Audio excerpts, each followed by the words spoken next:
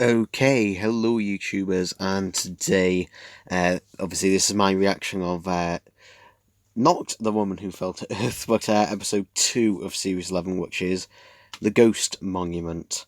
So, what did I think of this one in comparison to last week's? Because last week's, I left out a few opinions on Jodie Whittaker because, last week I was a bit unsure where they were going with her, considering that a lot of the runtime, she seemed to be doing her best impression of either Max Smith or David Tennant or any of basically the new series Doctors.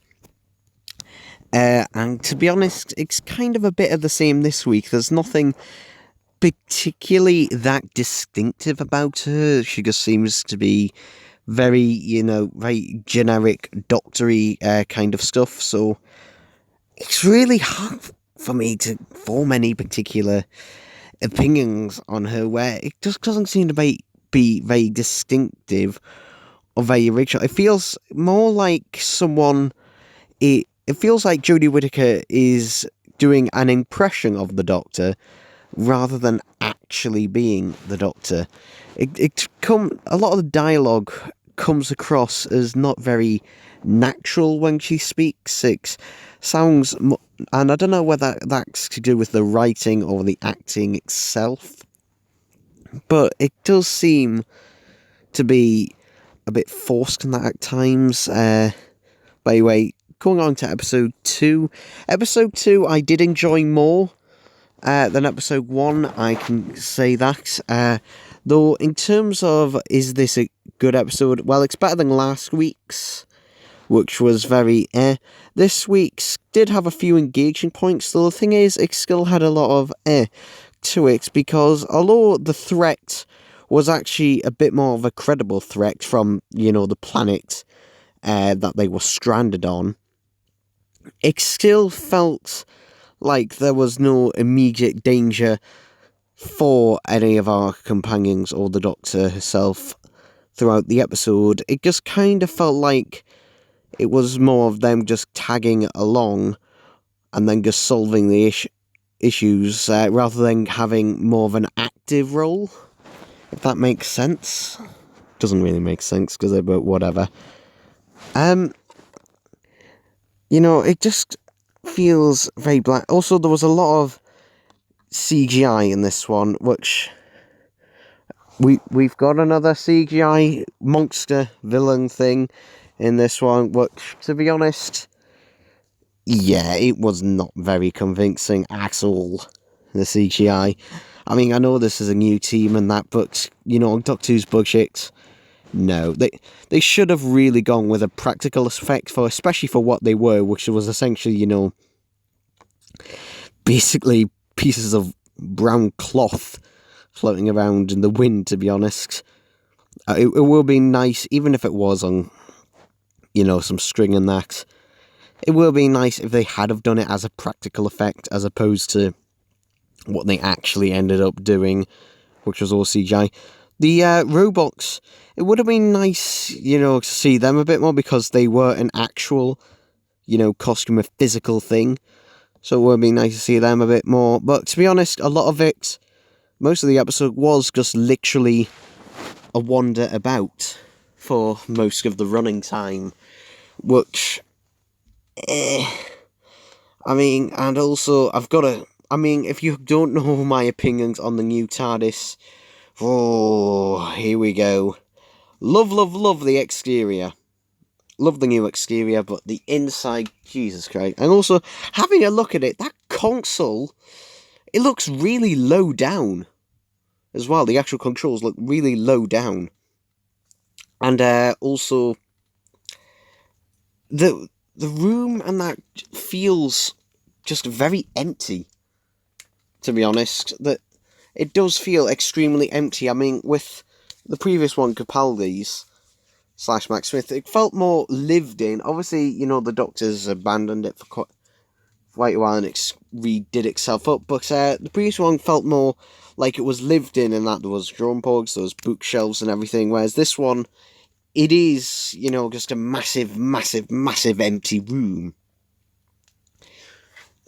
And Also, the shot where you see the Hulk TARDIS sex and that, I don't think it was done as particularly well as it had previously. I think Series 10's shot of the TARDIS reveal was better than this one. It wasn't bad per se, but also it seems to not really match very well together either, to be honest.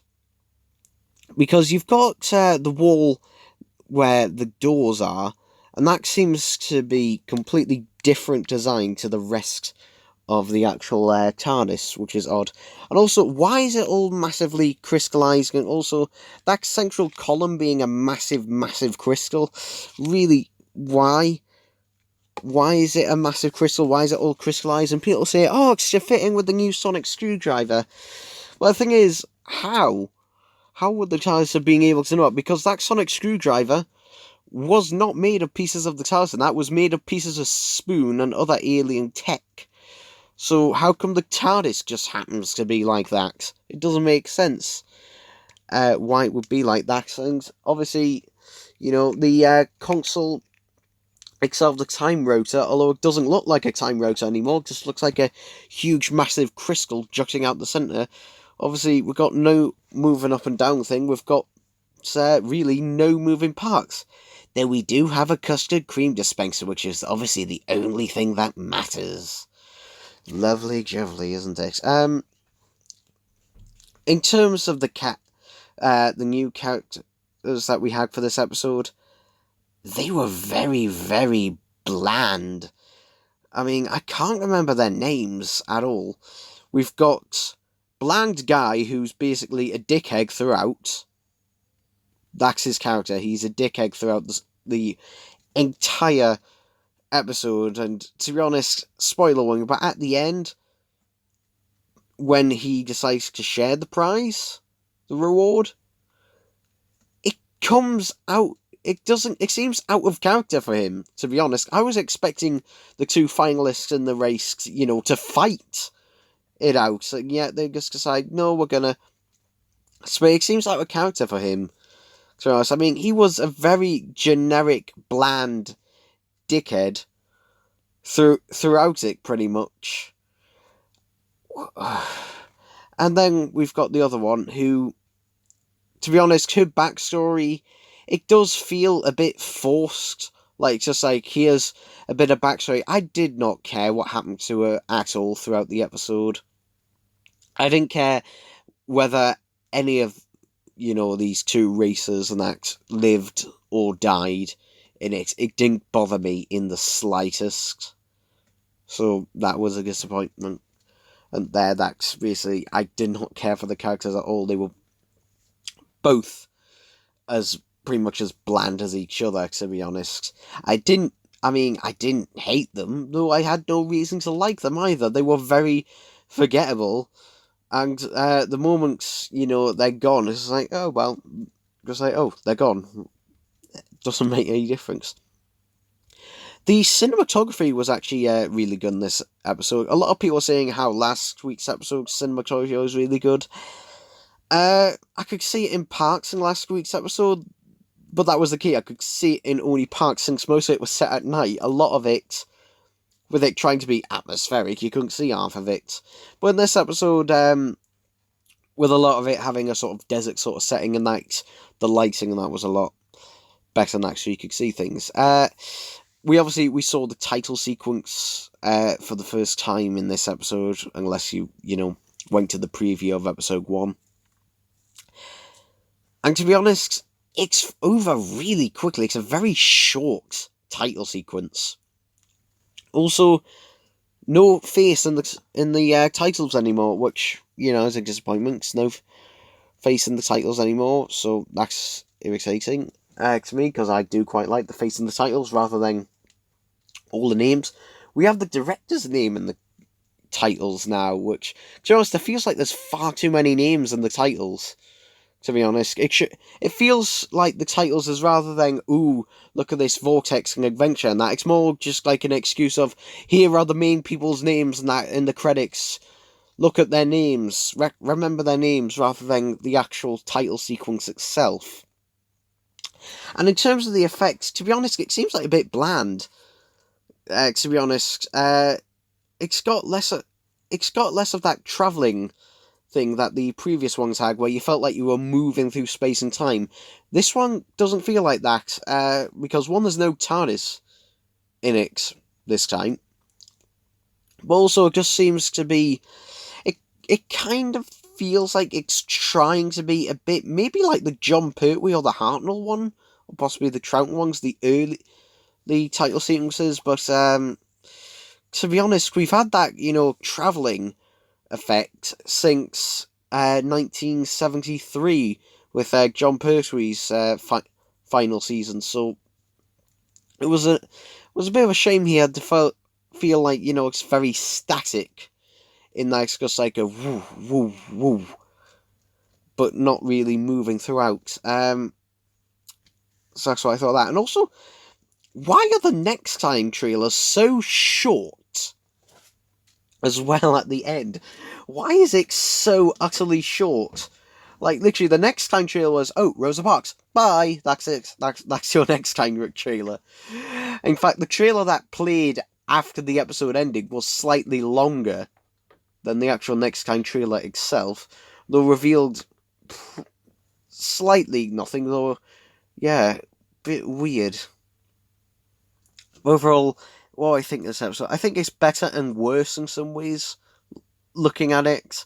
I mean, this is just my initial reactions on it, but yeah, to be honest, Series 11, it feels like it's trying to play it a bit too safe, to be honest. It feels very, generic.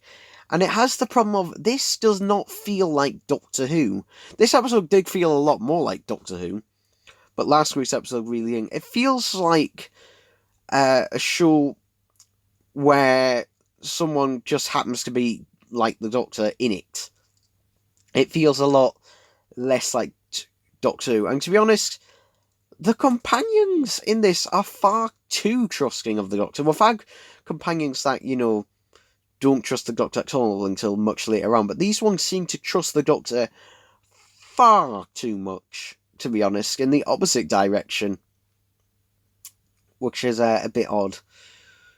In the fact that, yes, she did save their lives, but also a lot of the time she's fucking barking mad in a lot of it. So to be honest, yeah, the companions may seem a little.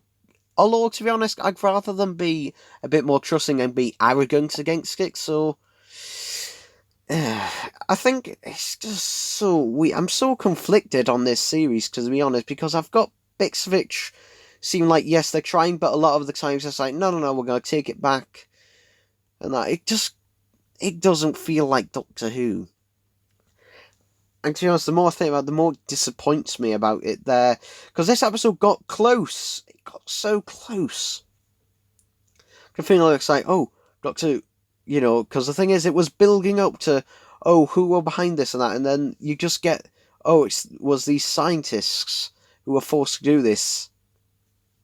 And that's it. It's all spoken, and it ignores the rule of show don't tell. If this had maybe been an hour-long episode, we might have actually got to see some of it. But 50 minutes, that extra 5 minutes really doesn't really do anything for me.